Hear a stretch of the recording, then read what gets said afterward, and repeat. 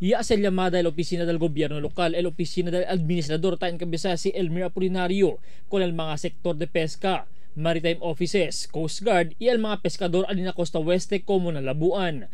Para arreglar según con el asunto o problema del territorio na pescada que talaga pa na punto para puede tirar con el un menor de edad del lunes de noche na la mar del Labuan.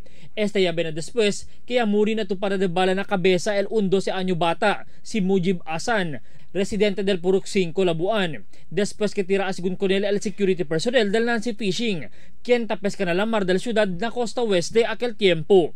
Asigun kun Apolinario, iaase sila llamada con junta para hindi mas agrava pa el sitwasyon y para hindi mas queda pa biktima el otro mga persona o mga peskador na lugar.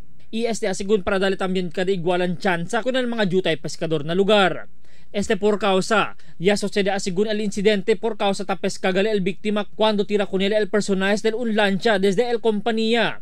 Asigun kun Apolinario, posible el pidi sila man deploy con el Coast Guard na Labuan para pwede bisya con el andansa del buscada la vida ng lugar.